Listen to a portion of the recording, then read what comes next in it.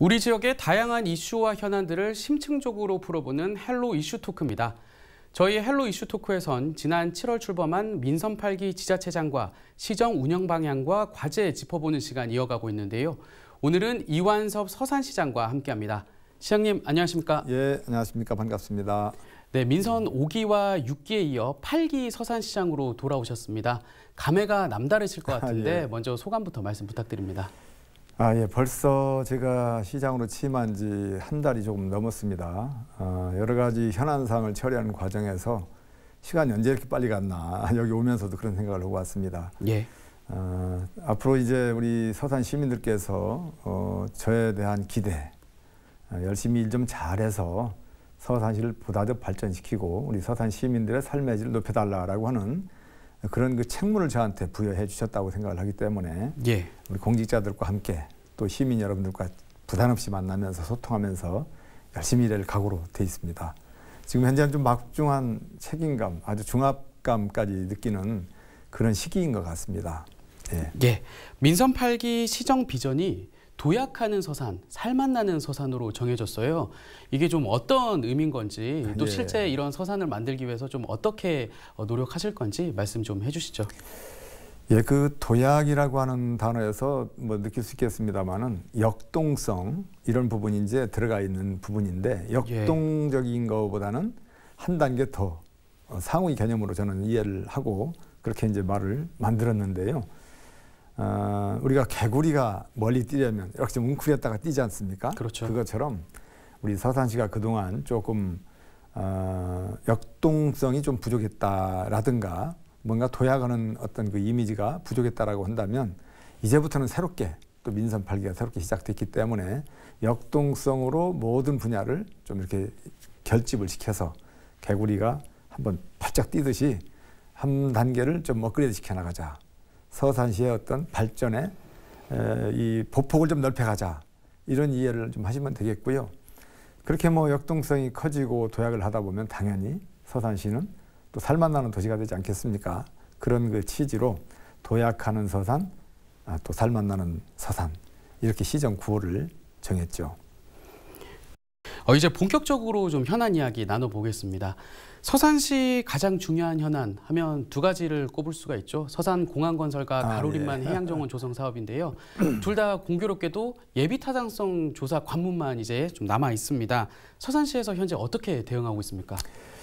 예, 지금 말씀하신 두 가지 과제는 아주 우리 서산시로서는 아주 중요한 그런 그 수건삽이다라고 말씀을 드릴 수 있겠습니다. 예. 먼저 서산 민항 공항 이 부분이 가장 빠르게 또 추진해야 될 그런 과제로 제가 인식을 하고 지금 노력을 하고 있습니다.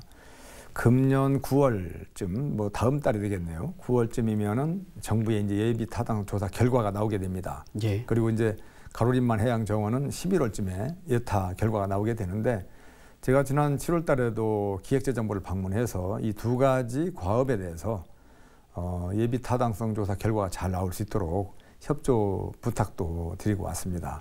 사실 서산공항은 뭐 잘 아시겠습니다만은 충남에만 없지 않습니까? 예. 전국적으로 볼 때. 그래서 여러 가지 이러한 그 필요성과 당위성과 또 어떤 그 비시 분석이라고 하는 게 있지 않습니까? 이런 측면에서 2017년도에 이미 그런 그 단계를 한번 거쳐봤는데 그때 사전 타당성 조사 결과가 1.32가 나왔습니다. 그만큼 충분히 이 공항 유치 신설 가능성이 있다라고 이제 평가가 나온 것이죠. 예. 그런 측면에서 저는 이번에는 어렵지 않게 예타가 통과될 거라고 확신을 합니다만은 그럼에도 불구하고 정부에서 어떤 정책적인 국가 균형 발전 차원에서 신속하게 추진이 될 수 있도록 해주셨으면 좋겠다라는 바람을 가지고 있습니다. 예.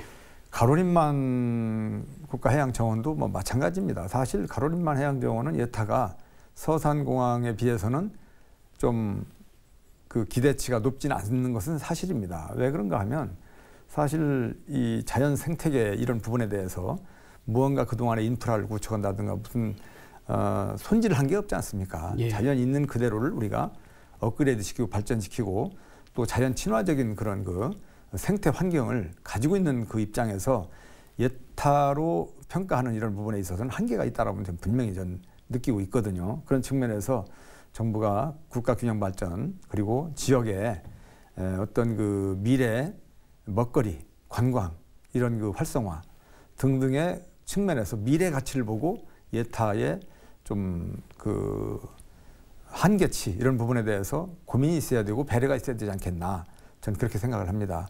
그리고 이 부분은 또 대통령 공약사항이기도 하지 않습니까? 두 가지 과제가 이런 예. 부분들은 꼭 예타로만 단죄를 할 것이 아니라 그리고 지지부진하게 이거 밀고 나갈 그런 과제가 아니고 신속하게 지역균형 발전을 통해서 국가 발전을 도모하는 골고루 잘 사는 지역을 만들어가는 이런 대원칙 큰 틀에서 접근했으면 좋겠다.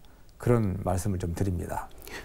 또 지역사회에서는 또 가장 관심을 모으고 있는 사안이 바로 신청사 건립입니다. 예, 취임사에서 통합시청사 입지 선정 등을 좀 속도감 있게 추진하겠다 이렇게 좀 밝히시기도 하셨는데요. 사실 이게 민선 7기에도 좀 논의가 있었는데 코로나19 때문에 좀 지지부진한 측면이 없지 않았습니다. 예. 민선 8기에는 좀 어떤 구상을 갖고 계신가요? 예, 우리 서산시가 추진해야 될 여러 가지 수건사업이라고 할까요? 시민들의 어떤 그 깊은 지대한 관심 영역에 들어있는 과업들이 여러 가지가 있습니다. 예. 그 중에서도 이제 서산시청사 문제, 이 문제를 빠르게 해결해야 되는 그런 입장에 와 있습니다. 예. 이 공무원들이 근무하는 서산시청사가 공무원들만의 어떤 그 관심사가 되고 공무원들만의 어떤 그 집이 아니지 않습니까? 서산 시민 모두의 집이고 또 서산시를 대표하는 그러한 그 건축물, 공공건물이기 때문에 우리가 신속하게 이 새로운 신청사를 건축해야 될 필요성과 당위성을 또 가지고 있습니다. 지금 현재 이 청사가 한 7군데 정도로 나뉘어져 있어요. 예. 그러다 보니까 이제 공무원들이 일하는 데 있어서 굉장히 어려움이 있죠. 행정의 효율성도 떨어지기도 하고 왔다 갔다 하다 보면. 주민들도 그런데 좀 공무원들뿐만 아니라 없죠. 더 어떤 그 불편을 겪어야 되는 부분들은 바로 시민들 아니겠습니까? 예. 주민들, 시민분들.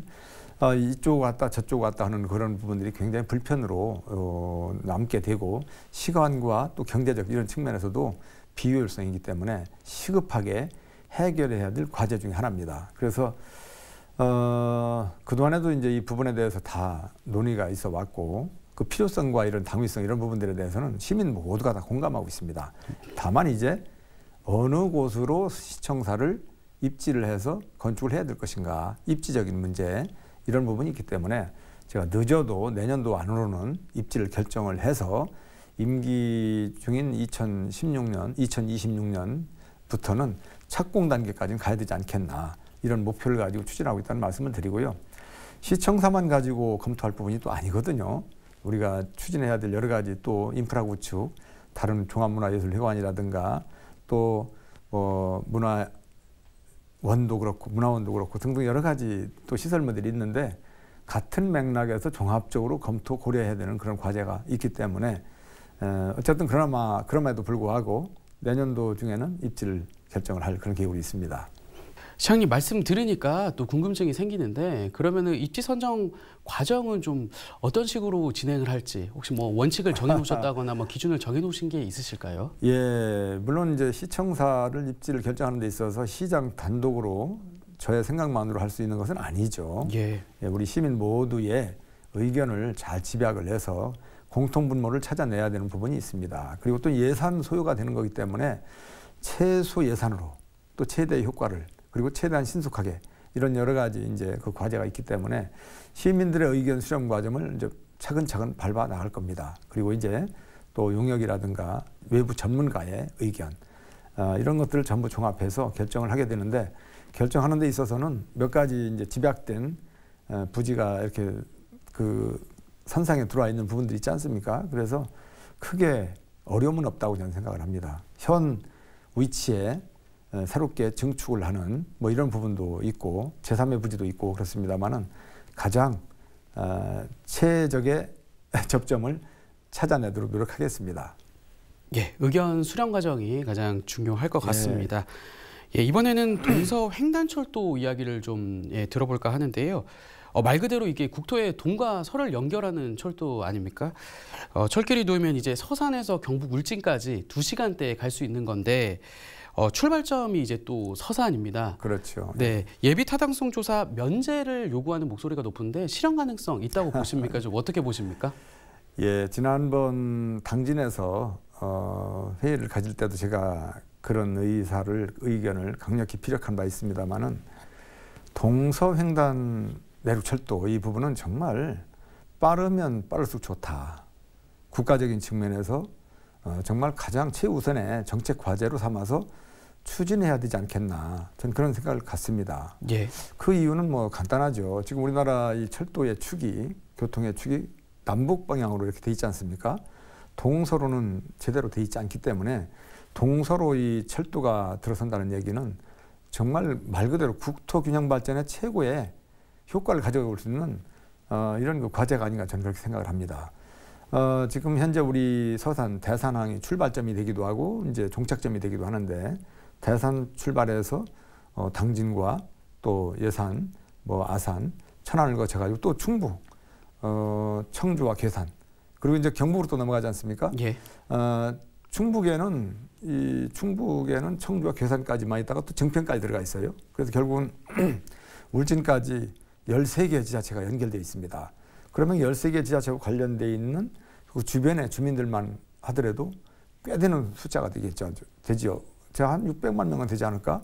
그렇게 생각이 되는데 그런 많은 분들의 기대치, 수건 이런 것들은 정부가 외면할 일도 아니고 예타로 해서 지지부진 이렇게 자꾸 시간을 딜레이할 과제가 아니다.